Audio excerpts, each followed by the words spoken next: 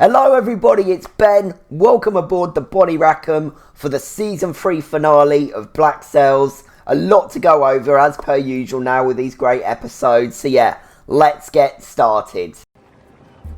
Get us underway. Okay, yes, so as usual, a title is our first point of business. So yeah, this one was a tough one. I really struggled with this, but I think I'm going to go with Black Spot. I think it plays an important part in setting up what's to come, you know, in the Long John Silver legend that Billy starts building in this episode. So yeah, I think with that Treasure Island tie-in, it serves as a really good final title for this season. So yeah, let's get into this one. Let's get into Black Spot. First item. Okay, so this one is written by Jonathan E. Steinberg and Robert Levine, and it is directed by Alex Sakharov, who's back again. You know, he's a familiar name now. He's done a few. Yeah, what a great, fantastic episode this one is. Just an action-packed season finale, setting us up for the final chapter now, that final season. We see our characters deal with the fallout after Vane's death, with the rash decision made by Eleanor. She now has the consequences of her actions to deal with. Billy Bones is key in keeping that pressure on and getting men on side, but it's agreed a larger-than-life figure needs to be the man that everyone fears. Meanwhile, on and around the Maroon Island, a huge land and sea battle is underway. Teach joins the force, while Silver and Flint ponder on power and power plays, leaving their future in murky waters. It's an outstanding finale episode, perhaps the best, episode in the whole show. It's back-to-back 10 out of 10s for me. As always with mid-seasons and season finales, let's take a little look at my episode rankings. So yeah, as you can see, so we've got Black Spot. I've probably put that just about at number 1, but of course we got 3 10s here. Avalanche from last season's finale. They're probably pretty much neck and neck for me, these two. And Voice of Reason, of course, the last episode, just a fantastic one. Like I say, all season 3 doing well. That's still just hanging on in the top 10. Adrift, a great episode. Yeah, I think next season, we're going to have all 9s in this top 15, and I think these 3 will probably just about drop out of it. I'm hanging on to that season 1 finale to represent in these top spots, but yeah, these are definitely going to get shifted, I think, come next season. But yeah, that is the episode rankings as it stands. Okay, so let's just get into that deep dive. Next item. Okay, so the way this one flows, I'm going to do this a bit more like how I started it, and I'm going to do it in chronological order as it plays, because it's very plot focused, this one. The tie-ins with Flint and Silver, the flashback discussions and what's happening in real time, it needs to be discussed together, as it's about the spectacle of the kind of whole thing as it plays, rather than kind of going by character. It just won't work properly for this episode. So yeah, apologies if you do like to skim to your favourite characters, but no timestamps for that today. We're just going to go in episode order. So we open with what turns out to be a flashback, the first of a few, tying us in so well with what's happening in the present. Flint is digging a spot for the cash to be buried, a real pirate digging real treasure, very exciting, and Silver is with him and Jack joins them. Silver, he's not sure about keeping the whereabouts hidden from their allies. Secrets among friends are the source of all good things gone wrong, he says. To which Flint asks, is that what we are now? Friends? And that's a nice callback to that really early episode with a completely different Silver, suggesting that they might be friends at some point. But Jack points out to Silver that he wasn't talking about him, he's talking about the Queen. And he agrees that Flint's doing the right thing. The safest place is somewhere the English can't find it. So the less people that know, the better. Yeah, the Queen's agreed to them taking it and hiding it, but on the condition that Silver knows the hiding spot. And both Jack and Flint, they share a laugh over the Queen and Maddie, trusting him above everyone not to betray them for money. The irony wasn't lost on either of us, Jack jokes. Yeah, really great throwbacks already this episode. The Silver that Maddie and the Queen know, the one we see now, it's not the cowardly, sneaky Silver that John and Flint have known all this time. They knew and have since seen evolve. And so, yeah, Jack heads off, and it is nice to see a rare scene with him and Flint. I do like it when they interact. And so begins Silver and Flint's fantastic conversation from this episode. Just the way it covers what's happened, what's happening, and what's to come. He's got a great insight last episode, but Flint is fully about to see the level that Silver has risen to in this episode. So as Silver is talking about fortifications, strategy, a strategy they will both know that involves sacrificing a lot of unaware men. We see the real-time build-up on the beach and seas, and yeah, we realise for the first time that we are in a flashback with these two here. I think Flint can tell that something's on Silver's mind. He asks him if he's got any second thoughts, and Silver airs his concerns. Concerns he's had for a while. Concerns he's aired with Maddie earlier in the season, and concerns he had with Billy earlier in the season as well, when they were in the doldrums. So Silver, he talks about Miranda, her death, and Flint's emotions in the aftermath, and just the chaos of it all, what it all led to. And Flint sort of pauses his digging, maybe just to concentrate on what he's saying, or maybe because he's not sure where this is going, so he's keeping his wits about him. Yeah, and I think to ease the tension a little bit, or, ease Flint's mind, Silver jokes that he was starved and hallucinating a bit, while he was talking about all this stuff with Billy. So Flint then goes back to his digging, and Silver continues. Your demons are a part of our reality. Such is the nature of the influence you wield. And yeah, this is Silver kind of acknowledging what a force Flint is, for better or worse. So Silver asks him straight, what's the deal with Thomas? He wants to know where it all began. Yeah, Silver knows of Flint's demons with Gates and Miranda, but knows there's a big part of this story of Flint's demons that he doesn't know. Its origin. Yeah, boy, is he about to get a story. This will be an interesting conversation to come back to on the penultimate episode of the whole show, when this is reversed and Flint kind of wants to know Silver's origin story. The difference between how willing Flint's going to be telling it now to how unwilling Silver is then is very interesting. But yeah, anyway, obviously we'll come back to that when we get to it. And so we head back to the present, and yeah, just amazing sweeping shot of the ships, of the enemy ships, of the Navy, as they are firing on the island. Flint and everyone, they're getting battle ready on the shore. Yeah, Flint, he has everything on lock, he's taking charge well, as he does. This is what he excels at, and yeah, it's just really great action scenes. I'm not really so good at describing the action scenes, they just kind of speak for themselves. So we cut to Jack and Anne, who are watching the kind of battle rain on their ship. They have their one ship and they can see the entire fleet, what Flint's up against on land. Anne is clearly not too keen to sell into this. It's the first time I think I've ever seen her look generally scared. She knows it's an impossible fight as it stands. One ship against an entire fleet, like I say. And Jack makes some half-hearted, kind of very hopeful battle plan. He's kind of talking it through, and we can see Anne just looking at him like, are you fucking mad? Just like, what are you talking about? And he knows he is, but this is Jack, and he sort of says mid-flow, do not look at me like that. Just, yeah, no, no chances they stand right now against this fleet. And they do both know it, but Jack is trying to be hopeful. Jack trying to think of all the best solutions. And as I mentioned last episode, we're back a bit more to the Jack that we're a bit more familiar with in this moment. Humorous and kind of optimistic, but maybe not always realistic. There is still this new purpose though, and we'll see in a bit how he reacts in the moment of learning of Vane's death, which of course will darken him or focus him in a bit more, going into these first couple of season 4 episodes. So yeah, he's talking about what they're going to do. He says harass their line, undermine their confidence in their command, and Andrew sarcastically says, yeah, and I know how they feel. Yeah, I love that little moment for Anne.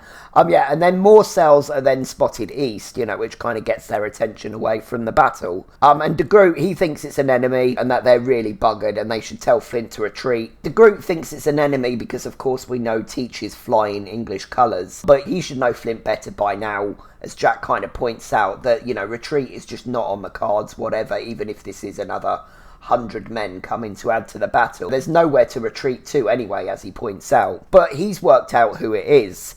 And yeah, he's kind of, trying to get some info. And I love De Groot. He's just this poor tactical navigation guy who is always kind of speaking logically and definitely knows what he's talking about. Maybe he's a little bit hasty, cowardly, but he knows what he's talking about, and he's always trying to get them out of this danger. But no one ever listens to him, and he's and he's always just really irritating to whoever he's arguing with. And it can be to an audience as well, because, yeah, we just want to see these epic scenes play out, and he's just trying to stop them all the time. And yeah, I always chuckle, you know, when Jack's just trying to get these intel to see if his suspicions are right, and the Groot is just in his ear, you know, and Jack's just like, shut up. He just tells him straight. He just tells him, shut up. Not humouring De Groot, taking charge as captain. And yeah, of course, De Groot, he still argues, but Jack orders they sail over. And again, just more majestic shots of the ship and the island. You know, they really got the CGI and the effects down this season. It just looks so real. The soldiers with Hornigold make land. You know, the music is tense and the battle begins to a roar of fire from Flint. Just amazing scenes. Just gripping stuff, shot so well. Again, I'm just not very good at explaining the action scenes. I just don't know all the tactical battle words. Of course, first time watch, it's looking like Flint has bit off more than he can chew, and they're just too outnumbered for this battle. So Flint orders the fall back.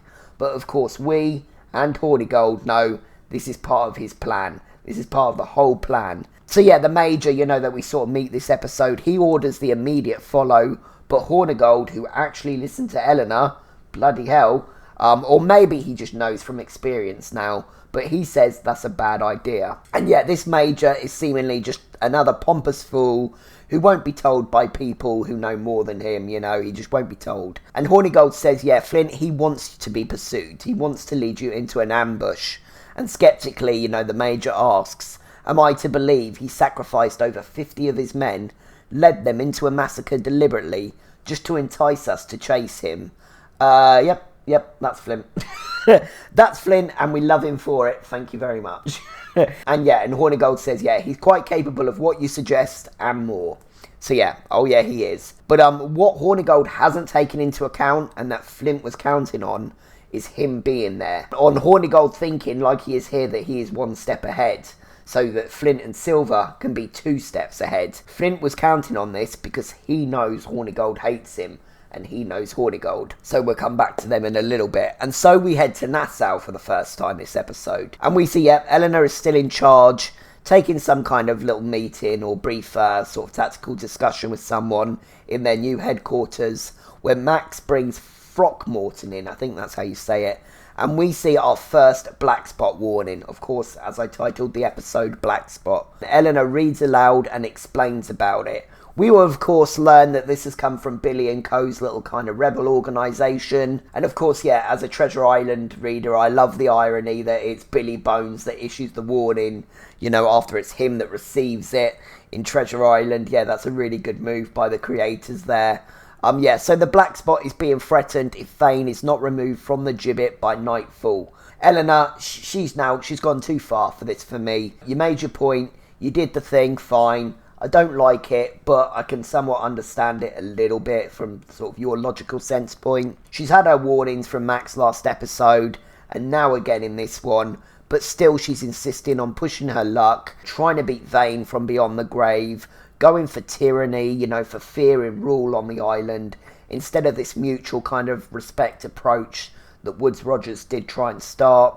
Instead of trying to get that respect back, instead of taking the warnings here that Max is giving, yeah, Eleanor, you're just slamming some more nails in your own coffin, I think, for me. So yeah, again, this Throckmorton, he goes over the black spot, you know, it's some old wives' tale told to install fear into wayward crew members, and the captain says that cowards send notes. And yeah, Max suggests that removing the gibbet will go a long way to soothing things. Please listen to Max. Yeah, she's still not in my best books, but yeah, she is just trying to keep this mutual compact between them and former pirates of the island in order.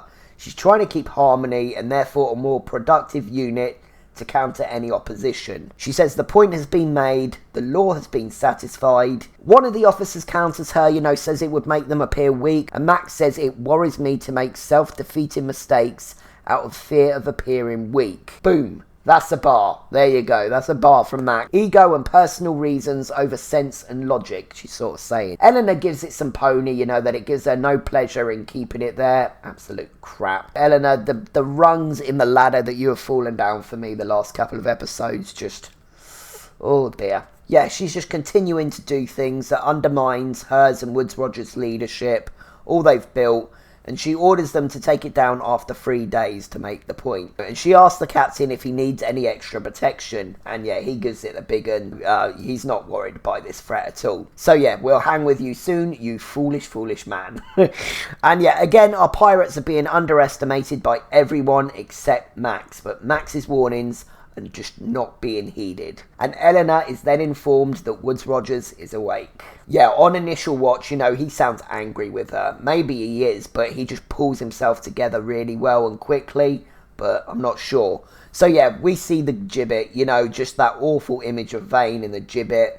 Like Max was saying, absolutely unnecessary to do this. You made your point. Obviously, yeah, this was a common thing. She'll know there will be some sort of resistance happening, as she saw. So she thinks she's doing the smart thing here. Yeah, and she says, I did what I did to Woodes Rogers with really no further explanation. She's been telling everyone else that she did it for him. Even telling herself, I think, as you know, as I discussed a lot last episode. But she can't tell him that because he'll know it's kind of crap. Because for the most part, she knows it was just an excuse to do it. And I think he would know it was as well. But Woodes Rogers, like I say, he has this scary face on, and hadn't things progressed so far with Eleanor, this might have turned out a little bit differently. It does mess up with his plans a little bit. There's no denying that. But yeah, you know, the man we know him to be, does this make him fall for her more?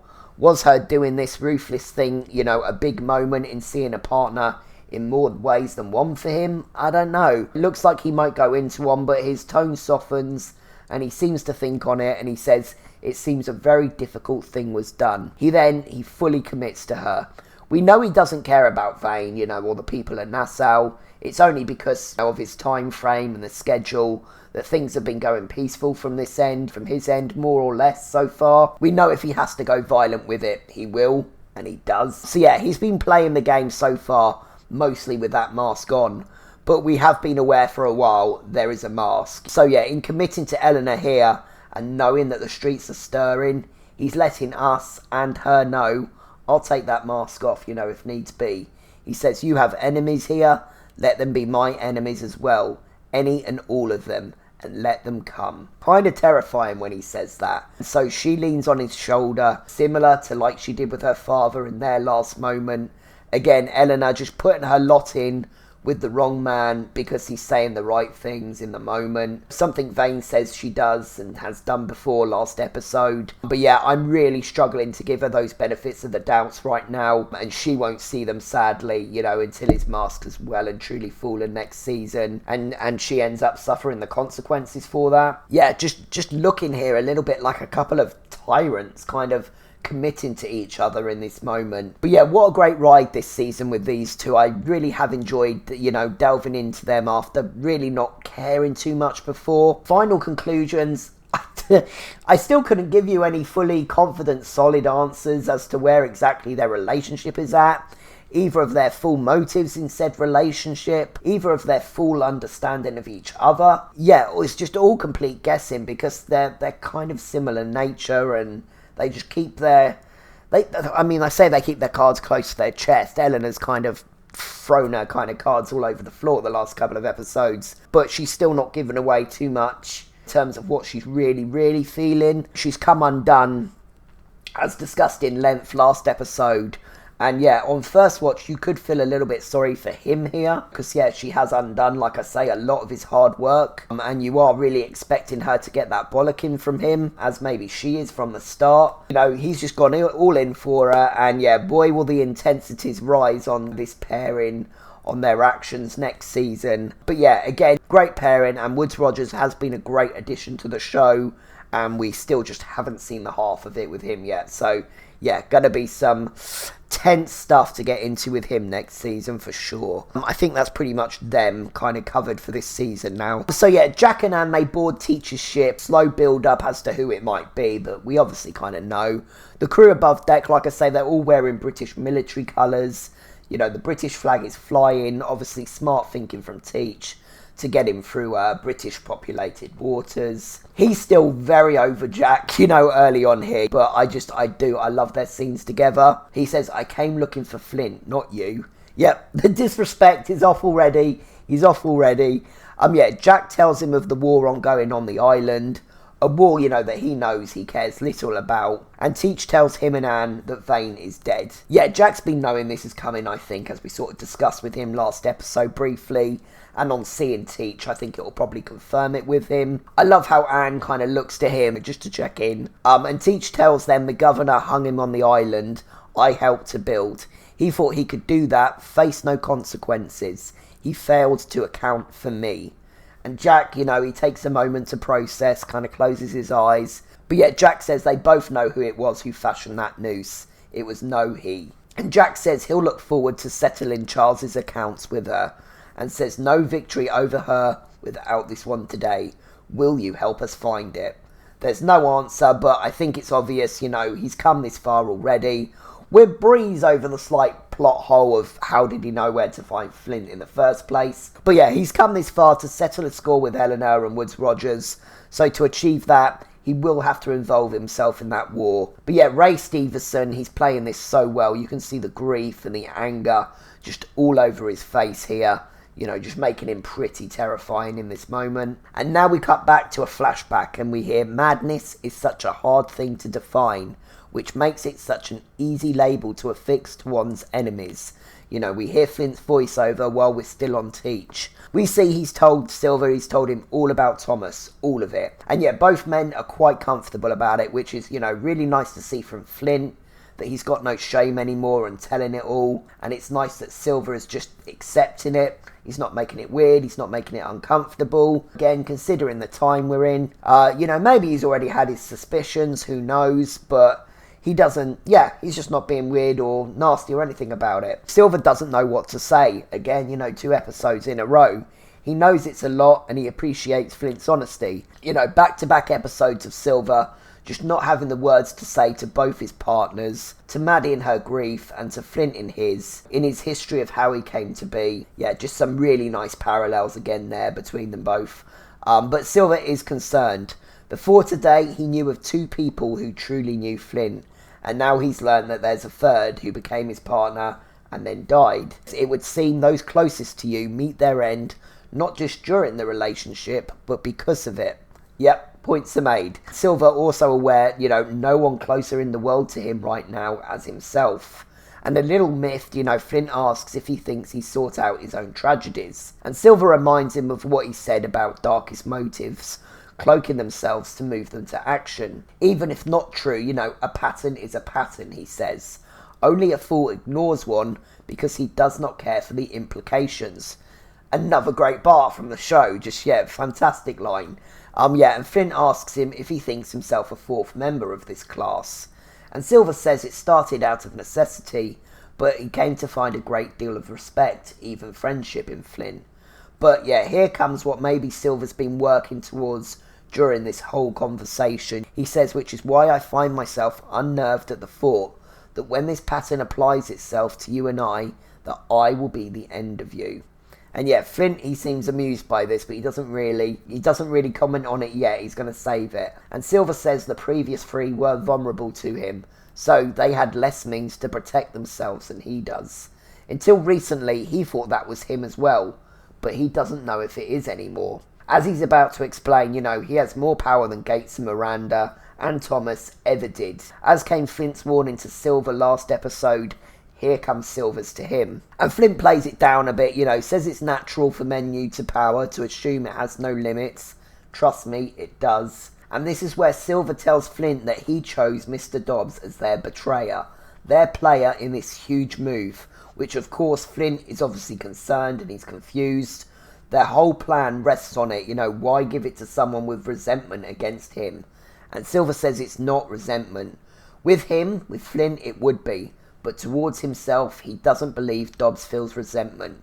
He thinks he feels shame for disappointing him and needs to redeem himself in Silver's eyes.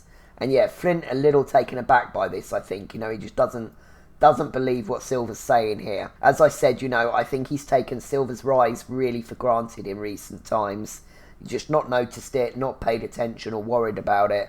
And he's really going to be seeing it now with this Dobbs play, when it does all come to play out. And Flint sort of says, well, what if you're wrong? The battle will be over before we've even begun. And it's sort of teasing us, the audience, and asking us on the first watch, who do we want to be right here? I mean, Silver, I suppose we want, to be right for the sake of their survival. But yeah, Flint, who's always been 2 or 3 steps ahead when it comes to battles and the game, definitely underestimated that it's now Silver in control of the pieces that plays the game. I think that's a big part of what's going on here in kind of Flint's mind. And so we cut to Dobbs, and of course Dobbs is tested by Hornigold, because of course you would. And yeah, he easily kills one of the Walrus crew with no moral issue, it would seem. Yeah, it's a tough move, but as we've seen, he's a bit of a rougher rogue. And obviously, as Silver has stated, he wants to be redeemed in his eyes. It always seems to me a bit stupid of Hornigold, though, telling him that the guy's going to die anyway before he shoots him. Like, on hearing that information, of course he'll kill him either way. Like, why wouldn't he? I don't know. It's an odd little moment to add that. Maybe it's showing Hornigold's incompetence or something, but I don't know. That always feels a little bit of an odd thing to add and a little bit stupid of Hornigold. But Dobbs tells them he knows where the slaves are hidden. He will lead them to the hideout, and yeah, safe to say that he has their trust in this moment. So at the Maroon base camp, they are waiting for the ambush, and Maddie goes into an underground kind of bunker layer with the Queen, the children and women, but she's unsettled. The Queen knows that Maddie doesn't feel this is where she belongs. She wants to be among the men fighting, to keep an eye on the goings-on, to be seen, as a leader by her men. And yeah, nice moment where she sort of takes her mother's hand and says, "You have protected me for so long. It's time I did the same for you." 2 different scenes of ascension almost, with the Flint and Silver dynamic going on this episode, and here with kind of Maddie and the Queen. Yeah, we've been leading up to this for a few episodes now, with Maddie. The Queen and Mr. Scott set up a great base of operations here, but now they're vulnerable and exposed. It's time for Maddie to move things forward. And so we come to Billy, who we learn set up the Black Spot.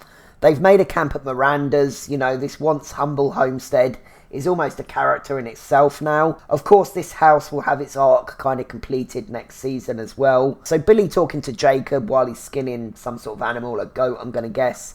Again, yeah, he's going to be here a while, so they're just making it a base home for the time being. Jacob Garrett, who of course we saw back in season 2 when Anne was having her kind of wobbly. So nice to see him back for his own little arc with Billy. Yeah, he thinks it's going to take more than a note to frighten them all.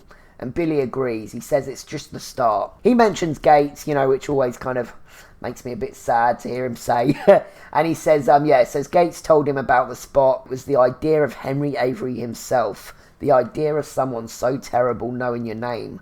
That's what scared people into complying. He says we've only just begun to tell our story. We haven't yet introduced our villain. So yeah, Billy is still doing absolute bits. It's been a really strong string of episodes for him. And yeah, I'm going to give Billy Bones another MVP nomination here. Okay, so next scene we have Mrs. Mapleton chatting with Max while they're kind of walking through the town. So yeah, Mrs. Mapleton, she asks about Adele. She knows that Max has kept that information to herself, nor has she confronted Adele or Featherstone or tried to find out who else is involved. And Max says, until I know how this game will unfold, I choose to allow the players to reveal themselves to me, lest I make an enemy out of someone I may one day wish to call a friend. And at this point, Throckmorton drops down in front of them, dead on a noose. That's what you get, you bellend. Sorry.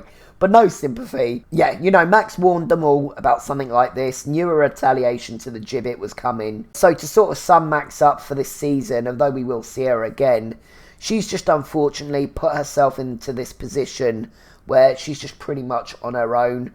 She's yelling common sense into a void almost. It looked for a little while like she might have Eleanor's ear, but she's seen now, how unstable she is and how nothing's really changed there. And here she is walking down the street with Mapleton, a woman she doesn't trust as far as she can throw her, as pretty much her only ally in the moment. With no Anne and Jack anymore, knowing Adele is a conspirator for the pirates as well now, her only true remaining friend really. Yeah, she is lying in a bed that she made herself, but still, I can't help but feel a little bit sorry for her. Her season and evolution is a pretty good contrast to Jack's, who sort of in recent episodes, in leaning away to worrying so much more about his name and legacy, something that's been so important to him up to now. But since all that's gone down since his capture and now Vane's death, He's become a part of this unit, and as it stands, he has more strong allies than ever, whereas Max's choices this season have led her to this point. Sure, she still has all the fingers in all the financial pies of Nassau, but she knows now with the 2 unstable people ahead of her on the food chain, those pies probably have a pretty short expiry date. So yeah, I'm not so angry with her anymore. You know, I still really dislike that betrayal with Anne. That was very underhand and badly done. But she's got some tough times ahead early next season as well. But yeah, I do feel those frustrations for her. She's got all this power on the streets, but just no one at the top listening to her. So essentially, it's just all been for nothing, hasn't it? But yeah, obviously, some more great Max stuff to get into next season. I know Max isn't a fan favourite like Eleanor. I'll always try and, you know, if they're big characters like that, I'll always try and cheer for them, and Max especially. I do root for her a little bit more than Eleanor because she's had such harder struggles. But yeah, it's been a tough season for Max. Been a tough one. Yeah, I do love you, Max. I always love you. So that's Max done. So we cut back to the seas, and yeah, we see Chamberlain. Yeah, you know, another pompous twat back again.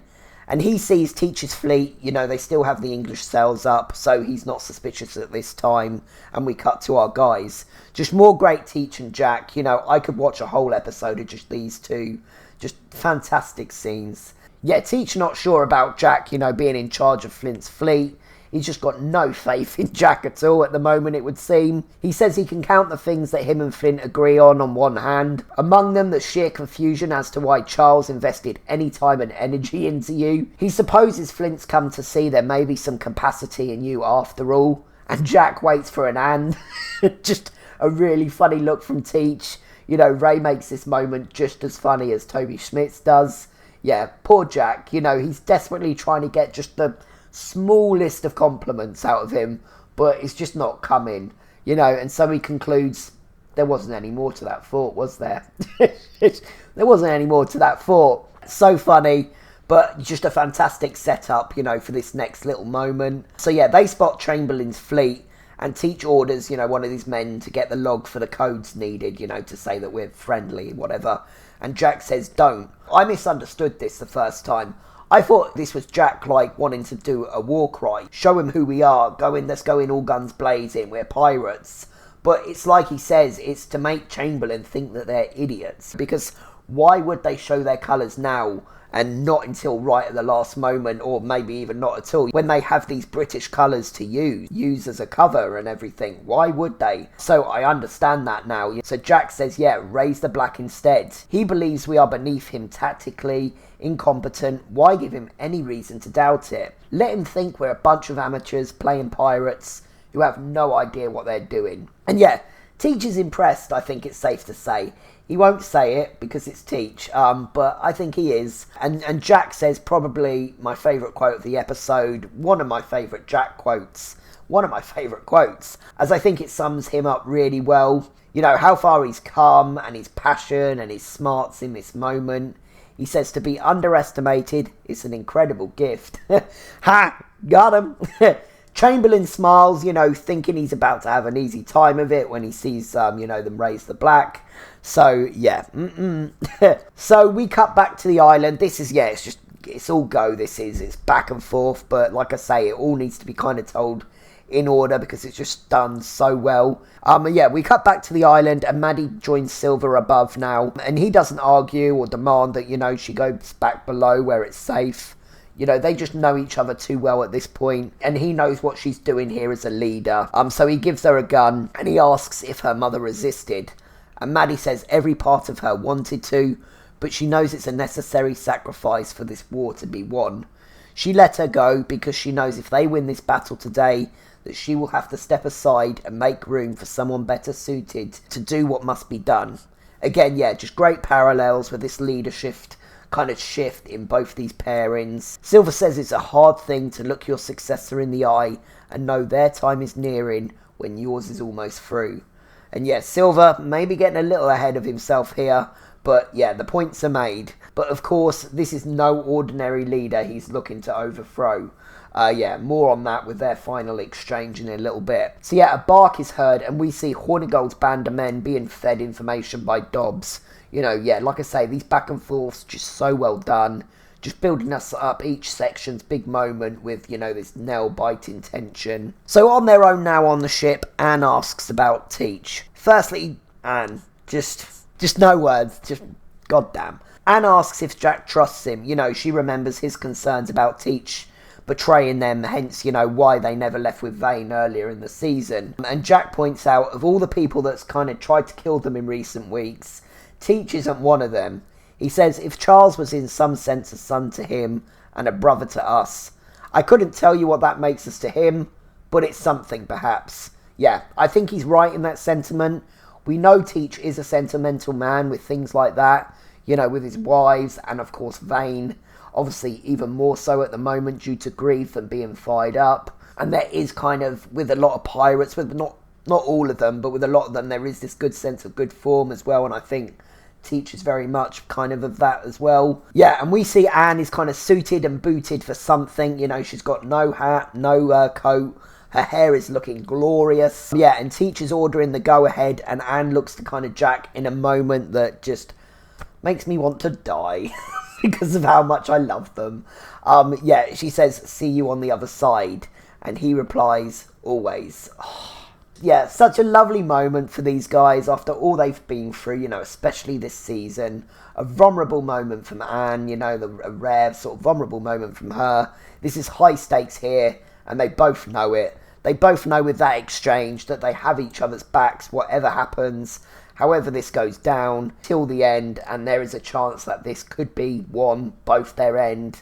And Jack just giving her that confirmation, she was after so desperately last season, showing her that love he has in a simple reply of always. And yeah, more great shots of the ships on the seas, just fantastic. And the cannon fire begins, and we see Anne head below deck and join the Vanguard in jumping out of the water. Yeah, Anne Bonny is going to swim underwater to the enemy's ship. Just no big deal. I'll save that last Anne hurrah for that, final moment. But yeah, great use of the theme music, for sort of the battle itself. Just again, flipping between island and seas. We get more, kind of build up with Hornigold and Dobbs. We see them sort of exchange a look and then cut back to the flashback. It's safe to say Hornigold is maybe second guessing himself at this point. And Silver says to Flint to be both liked and feared all at once is an entirely different state of being. One he believes in this moment he exists alone. Flint is feared, but he's not very well liked. It's never been a part of how he leads or something that really concerns him. And Silver says the men need to know that they're in good faith with him. They will do anything to ensure it, He's confident on Dobbs. Yeah, we cut back and Hornigold finally works out that it's been a bluff, but it's too late and that the ambush has been set. And yeah, and men just come out of here, there and everywhere, every nook and cranny on an island. And yeah, just amazing suspense and ambush scenes. Of course, the first thing a man like Hornigold is going to do is shoot Dobbs. Yep, well played, sir. Well played. Yeah, Silver will probably never give you a second thought again. But the job was done. And yeah, so we're back on the seas now, and Chamberlain, his ship's obviously not quite fully involved in the action yet. And he's a little panicked. These pirates are not as incompetent as he thought. And Jack is also a little startled when a cannon fire just comes firing in. But of course, Teach, he just doesn't flinch, badass that he is. And yeah, just another great kind of exchange, look between them. Jack kind of shifting his stance to be like, yeah, I'm alright. Love him. And so we obviously have my favourite scene, my favourite shots, my favourite moment of the episode. MVP nomination for my Bonny Anne. From behind this captain appears Anne Bonny leading the Vanguard, and they wreck everyone's shit and they take over the ship. That shot as it kind of turns and it reveals, that she's there. She's come over the side. Oh, I love it. Goosebumps every time. And so, yeah, they fight a bit, and she climbs onto the side netting. I know it's got a better word than that. I can't remember off the top of my head. And yeah, this picture, the one that you see now, is just one of my favourite Anne pictures. It's been my PC background for a while now. And she orders the stern chasers, and she orders fire on the ship, which gets a proud smile from Jack when he sees that she's done it. And yeah, what an amazing moment for Anne. After being denied a part of Jack's crew last season, the men completely underestimating her and kind of still being salty over the Hammond business. And here she is, you know, leading the vanguard, an essential part of this whole battle operation. Again, Jack's smile, you know, it's such a, that's my girl, kind of smile, and I love it. Yeah, again, of course, it's an MVP nomination for Anne, just hype as all hell, and over far too quickly for my liking. My second favourite, Annie's boss scene. We will be to my first in a few episodes. And so, yeah, Chamberlain is told that he's been overrun. Instead of staying to fight the borders, what does he do? He runs away, because of course he does. Last we see of him, it might be, I can't remember if he does pop up again next season. I think that might be it. I think he leaves with his tail between his legs, doesn't he? Back to island action, and yeah, Flint is just a man on a mission now, and he just has that look in his eyes. You know, that look, no one stands a chance when he has that look in his eyes, do they? He's had enough of Hornigold now, enough of the bullshit. Enough is enough, and he fires a shot into his chest as he's making the charge. And yeah, goodbye to that turncoat. The man who played a part in building Nassau, in Black Sail's lore, and kind of real life as well. Yeah, gone now. You know, with Hornigold dead, and seeing they've been outplayed by a formidable enemy, the Navy retreat, you know, to which Flint yells, "Tell your governor, you tell them I'm coming."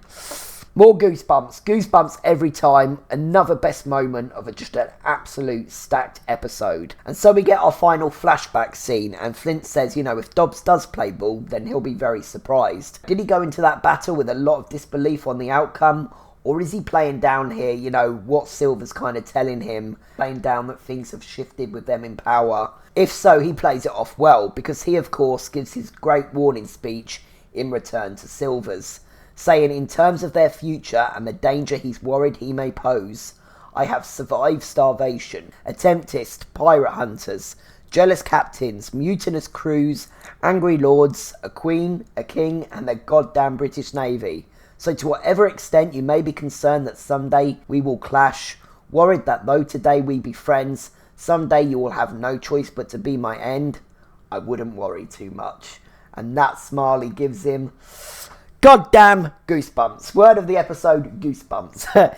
Whether he's generally not concerned or he is just really playing it off well, this is Flint letting Silver know he's still top dog. He's been through it all, so he's not concerned about him. As he's sort of saying all this, we just see Flint and Silver regrouping after the battle, but they are on opposite sides of the river.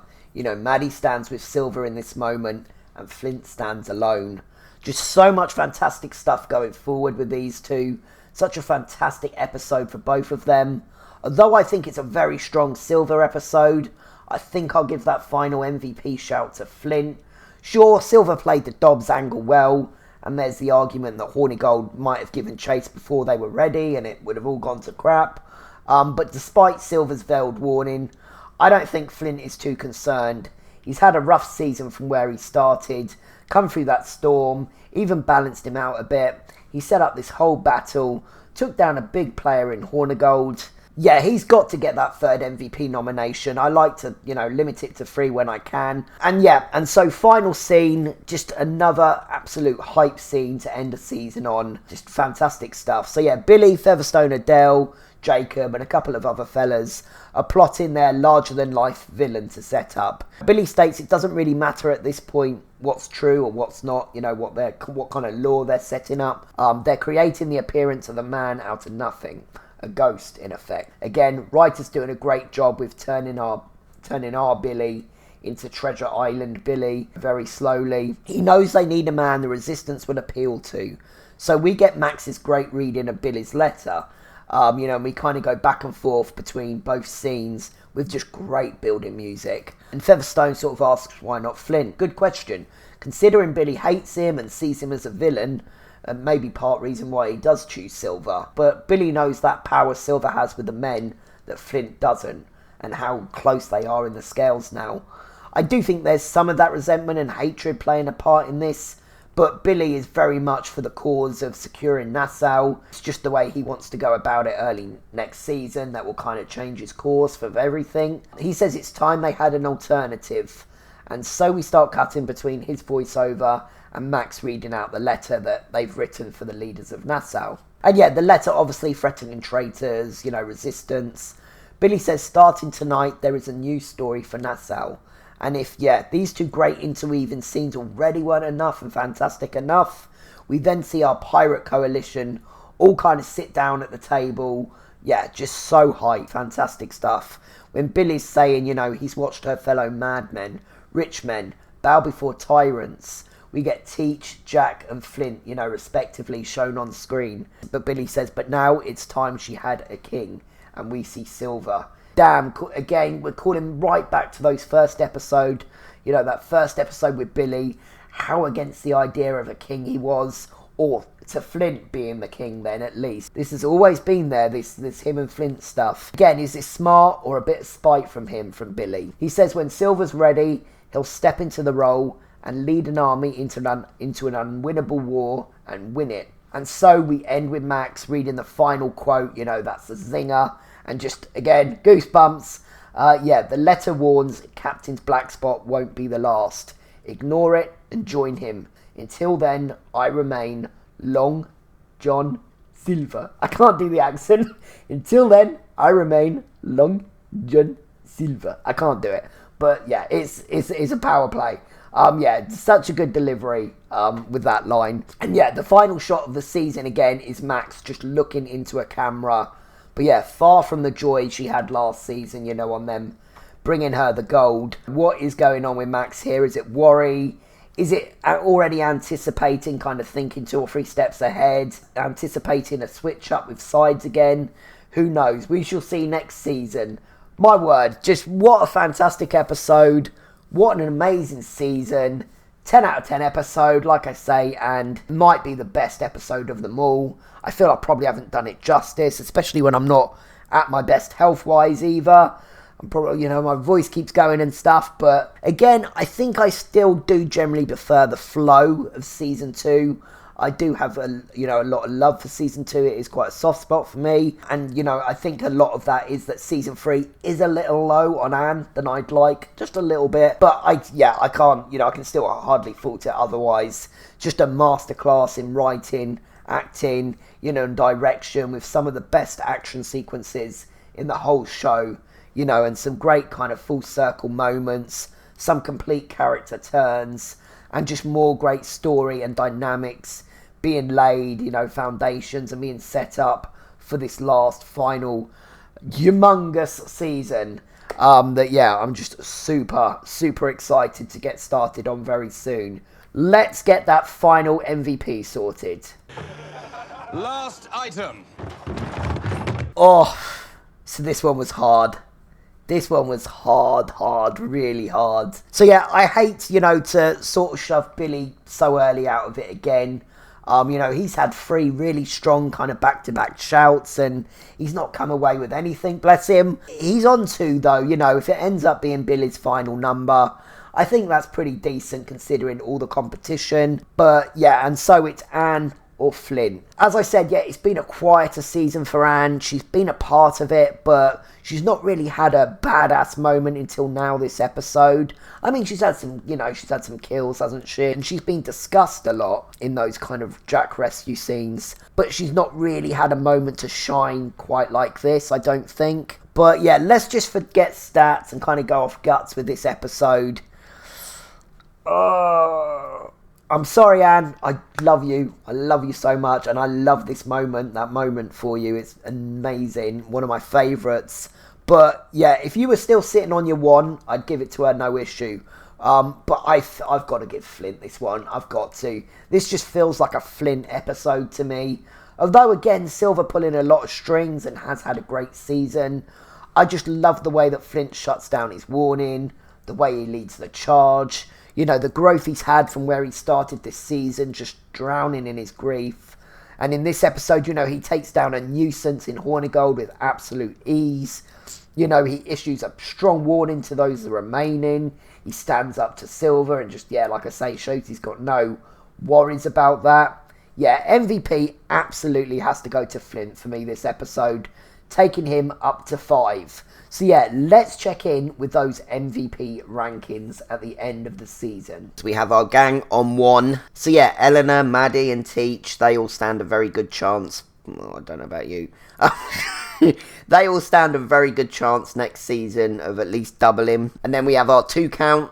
We got Billy, Max, and yeah, Anne. Did really want to get her up to 3, but I've got to play this fair. If it was up to me, she'd be picking up the winner every time she appears on screen, but then it's not a competition, is it? And it's no fun for you guys watching. So, yeah, so they're just outside the top 3, and so we get into our top 3 with 3 stars apiece, Silver and Mr. Rackham. And then in second place, we have Charles Vane on 4 stars, 4 MVPs, but he, of course, that is a cap for him now. He will not be able to gain any more, but he still stands a chance of maybe coming in 3rd overall or something like that. We'll have to see how it all plays out. But of course, in first place now with that win this episode, we have Flint. Captain Flint, he is on 5.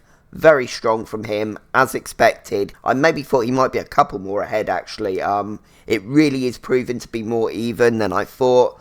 And especially now, these episodes where they're just so packed and everyone's so busy, it really will be having to kind of nitpick a lot and, you know, to get a winner because everyone's just doing great things. So, yeah, I'm really excited to get, you know, see who ends up coming up top by the end of next season. Because, yeah, I really can't call it. Anyway, that's the MVP count as it stands at the end of Season 3. Woo! And that's Season 3, guys.